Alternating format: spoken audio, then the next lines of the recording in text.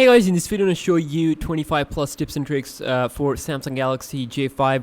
I will do a similar video on the Galaxy J7, so I'll put the link down below in the description or a annotation. But anyways, let's just quickly start off from the tip number one, which is the tip is how to take a screenshot on the Galaxy J5. As I told you in my full review that this phone doesn't have the motion thing, so it doesn't have this palm selfie to take the screenshot, so that feature is not available. So the only way to take screenshot is by holding down the power and the volume, holding down the power and the home key at the same time. So I'm just gonna do it like this, and that's how you take a screenshot. You can edit this screenshot, you can share it, so we're just gonna give you different options.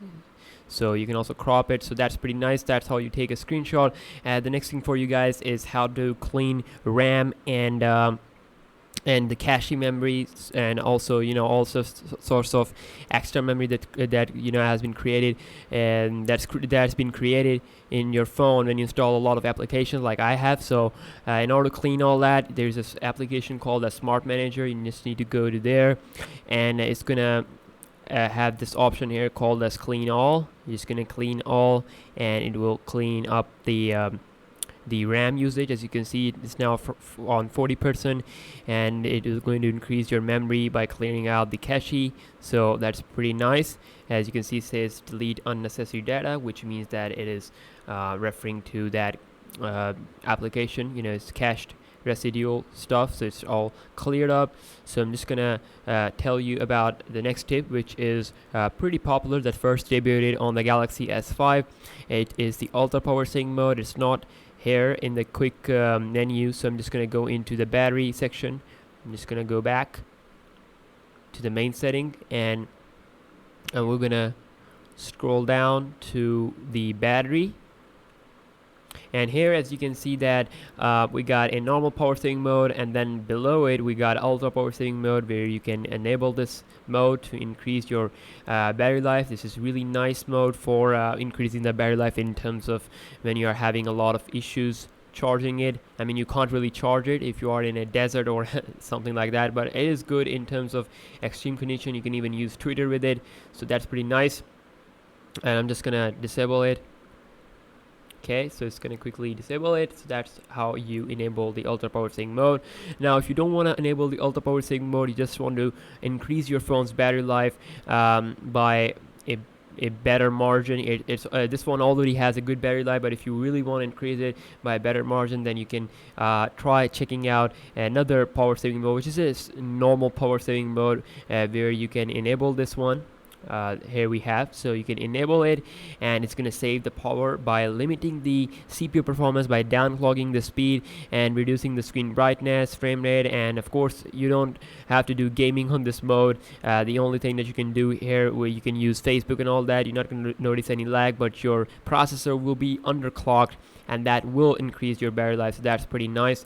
Moving again to the next tip, which is the double tap to camera, to open up the camera. As you can see, this is the feature that first debuted on the Galaxy S6. Now it is almost available on all Samsung's new mid-range phones. As you can see, some people find it annoying, so I'm going to show you how to turn it off. So going into the settings, and then it says quick launch, and you just have to turn it off, and as you can see, there's no longer this feature is available, so that's pretty nice.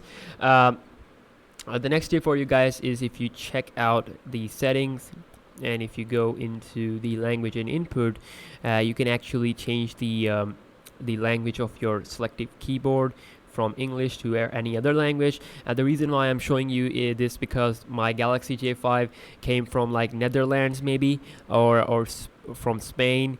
I don't really know, but it's not from my country. I speak English, and I can understand English. I can, but I can't really understand Spanish and all that, so I had to change the language. So this is how you change the language, by going into the, especially when you first boot up your phone, you have the option to change the language, but for the keyboard you need to do it into the main setting from language and input. So that's pretty nice. You can also change the default keyboard from Samsung to any other if you have downloaded, so that's pretty nice. Then also let's move down to another tip, which is if you go here into the accessibility, and as you can see that we got a ton of options here. So first we're going to start off from the dexterity and interaction, where you can actually have the interaction controls, where you can set up customized ways where you can interact with your apps and all that. So you can enable it, but it will limit some features. Some controls will be disabled, so it's pretty nice. So you can see unlocked items, so you can use this interaction control if you have like kids and all that. It will be good in that perspective. If you have kids use your phone, so you can have this option enabled. And then also we do have in vision, you can check out the magnifying gesture. If you have problem with your eyes, if you really can't read the text more clearly, you can enable this. What this will do is that if you triple tap the if you drag 2 or more fingers across to the screen, it will zoom in. So I'm just gonna try it like this. When this feature is you can zoom in and out by triple tapping the screen. So I'm just gonna triple tap the screen. So as you can see, that's how it's enabled. Wow. So it's pretty nice feature for those who have problem with their eyes. I'm just going to turn it off because I can have it on accidentally, so it's pretty annoying. The next tip is that in this very same option, vision tab, you can edit your font size from tiny to medium to huge, so that's pretty nice. And then I will go back. I will like to have it on the default one. Then also, if we take a look here at the color inversion, that's pretty nice, because it's like if you color invert and someone who don't know about this option, you can tell them that you have messed up with your phone. I mean, it's pretty weird, you know. So as you can see, it becomes kind of like laggy. So I'm just gonna quickly disable this option. Now the next tip here is also available, which is the color correction. You can correct the colors of your screen according to your modes. If you can check out, I like to have it on the default one, but you can see there is the option is available there. And then also if you have set up the accessibility options, you can have the shortcut, so that you can have it on your power key. When every time you press and hold it, you will feel a vibration, meaning that the accessibility shortcut is enabled. So that's also there. So ton of customization in the accessibility tab. I'm just gonna go back and also I'm just going to show you another thing here, which is called as the single tap mode. Now this will allow you to snooze or snooze calendar, or even calls, or reject incoming calls with a single tap. So that's pretty nice. And I'm just going to go back. In hearing, we do get a option which I really want to show you guys, is that turn off all sounds. If you enable it, all the sounds on the phone will be turned off. And you can also have the camera flash enabled. It will flash the light when you will get notification. As I told you before in my review, this phone doesn't have a LED notification on the top, so you can have this one, but it will eat the battery, so I suggest that you should turn it off. So I'm just going to go back to another tip, which is related to the recovery mode. I mean, how to go into recovery mode. But before that, I want to show you one more thing, is that if you go into about section, if you tap on the build number a couple of times, it's going to unlock a new mode, which is called as the developer mode. Now here you can enable this option, OEM unlocking, which is going to allow your bootloader to be unlocked, as it says clearly. So and also USB debugging. So both of these options are pretty much required in order to root and installing custom ROM and all that stuff. So let's just quickly power off the phone, and I'm going to show you how to enter the recovery mode. Now sometimes Samsung phones hangs on the Samsung logo, so in that way you have to do a factory reset. So you can't really go into inside of your phone, so you need to go into recovery. So less people have this knowledge, so they try to search on the web. So I'm just going to show you how quickly you can go on your Galaxy J5. So holding down the power and volume down key with this home button at the same time. Let's see where it will take us. Okay, so it's a download mode. Oops, it is a download mode. This mode is, if you continue, it will going to allow you to install custom and stock firmware, stock bootloader modems through Odin, so that's pretty nice. And don't just freak out, it's a pretty nice mode here. You can click the volume up to cancel. You can also press the volume down to cancel, and volume up to continue. If I continue, it's gonna look like this, and on the top it says that Knox warranty void 0x0, which means that I haven't rooted this device. So this is really important information. You should know this before buying a Samsung phone. You can go into download mode. You can check this out here in the Knox warranty. If they have void the warranty, it will say 0x1, so that means they have void the warranty one time. So that's pretty nice. Now I'm going to show you how to go into recovery mode. Now this is the download mode. For the recovery mode, you need to hold down the power, volume up, and the home key at the same time. Let's see if I could go directly into the recovery mode from here or not. So just gonna wait. So just gonna hold it until you see the Galaxy logo. I'm just gonna wait if it's gonna go. And as you can see, it says installing system update.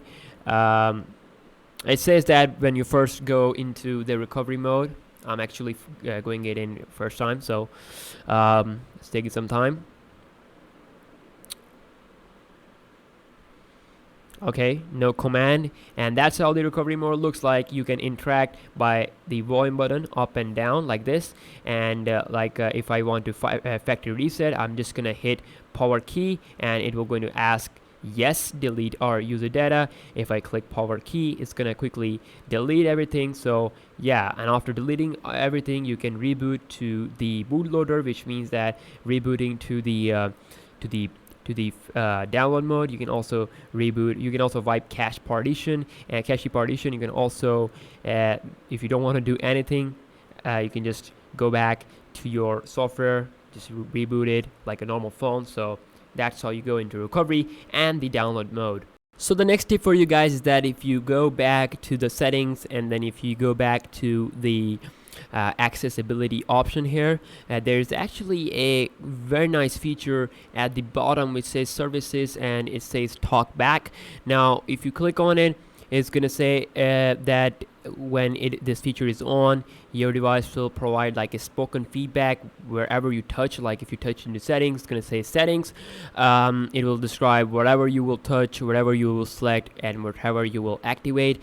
This option is pretty nice for those people who are blind, so they can use this feature, and that's pretty nice. Now I'm just gonna go back, and it says talkback needs to observe your actions and all that. So I'm just gonna cancel, and I'm gonna go back. I'm not gonna enable it because I'm not blind, thankfully. And but that's a pretty nice option from Samsung that's available there. And then also we do got the accessory option where you can have the automatic unlock disable, because if you are using a flip cover and you flip the cover to open the lock screen, and the screen lock is disabled, so you can have it to turn off, because every time your screen will not turn on automatically, you need to press the home key and all that. So I'll turn it on. So I have no plan on using a full flip case on this phone.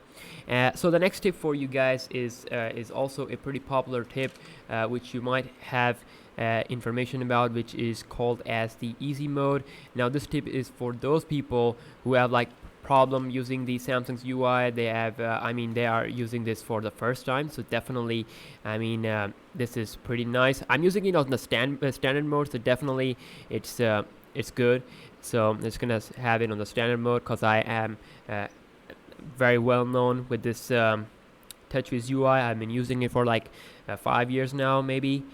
Started off with older Samsung phone like Galaxy S2, but let's just go here into lock screen and security. Now you can actually change the unlock effect on the lock screen, which is currently set on the water droplets. I can have it on popping colors, so let's see. So it looks pretty awesome. So that's how you can change the unlock effect. And then you can also change the screen lock type here, from the swipe to pattern to pin to password to none. So that's also good. And then also you can show some information, like if you want the owner information to come on the lock screen, like do not touch my phone, faggot. So if I have this information there, and as you can see, it has this on the lock screen. It says do not touch my phone, faggot. So that's a pretty cool option there. You can even put the link of your YouTube channel or whatever you want to show people to. Like if you can also put your phone number, so that you can show this to some girls or something like that. But yeah, that's there. Let's just go back and check out another option that is in the lock screen and security. Scroll down, there's an option called as unknown sources. Now this option is pretty nice. If you enable it, it will allow the installation of apps from sources other than the Play Store. So that's pretty nice.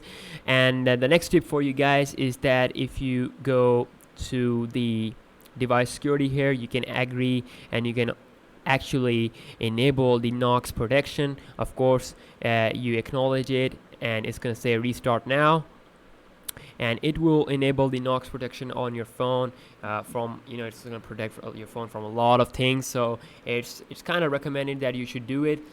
That's the option there. So guys, if you have any problem using the TouchWiz UI, I mean, if you haven't used in past any Samsung phones, if you are an iPhone user and just switch to the Samsung phones, then that is a pretty good thing, because Samsung have this option called as easy mode. Now what this will allow you to have like an easy mode in the TouchWiz UI. If you click done it, if I just click done here, and as you can see now, we got this really nice, really simple UI, and it's really on the go. You don't have to do a lot much. You can have weather, you can have your custom applications here, you can add more application, you can go into more apps with the app drawer.